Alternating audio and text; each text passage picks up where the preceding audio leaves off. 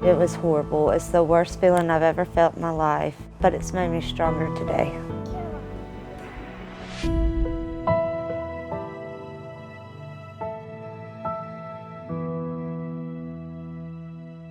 On September 30th, 2016, Courtney Walden's life was changed forever when she was badly burned in a horrific campfire accident involving gasoline.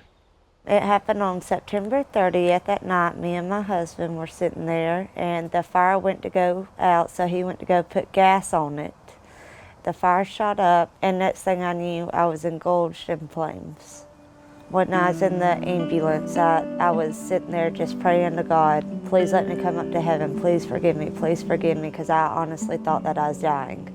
40% of my body was burned. My reaction when I first saw Courtney was just devastation. Scott and I both just stood there with tears just rolling down our cheeks.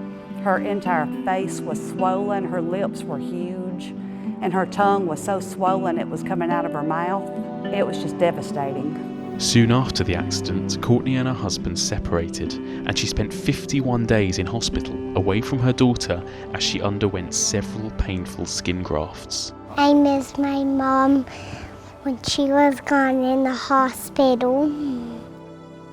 As well as all the surgeries, Courtney is also undergoing intense physical therapy.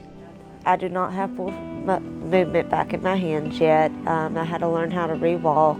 It's basically like I'm a baby again. She was not able to really move her fingers at all and was just at risk for developing permanent loss of function with her hands.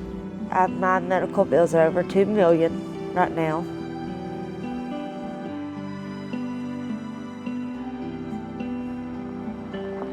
With increasing medical debts, a daughter to support and no income, Courtney had no choice but to leave her home.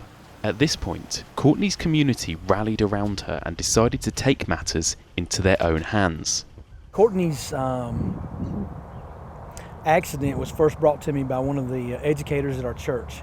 She approached me at church one day and asked me had I heard about Courtney's accident. So she said there must be something we can do. And so when we asked those educators or those teachers the question, what does Courtney need? All of them were in agreement that she needed a house. And when I was introduced from John, when he actually asked me about it, I was like, absolutely, let's do it. You know, I've got enough contacts, you've got contacts, we'll build this thing and just hand over her the key once everything's completely done, and she'll have a mortgage-free home. And then all of a sudden we start making phone calls, and next thing you know, we're out here grading and getting everything done, and Courtney's, you know, just a few months away from a brand new home. Before long, volunteers from all over the community chipped in to help build Courtney a brand new home free of charge. It's a little 2-bedroom, 1.5 bath, and it's just a blessing that, you know, that God shows His light through everything to say, hey, I know you went through this, but here's your reward, and so it's all exciting. It's great. Overwhelmed by the house being built for Courtney, because I was just devastated when she lost her house in Tallapoosa and had to move out. I thought, well, in her condition, she'll never be able to have her own home again, because I don't see her ever having the income to buy a house or even to rent a house. And then all of a sudden this opened up for her, and the community came together and is building her this house. And I knew that was the only way that she would probably ever have her own home, was this way, and it's been such a blessing. And you never know how many people have volunteered their time and money for this, and we are just so grateful. I just believe that through Courtney and the building of this house, the process is allowing us to do greater things in the community from a collaborative effort.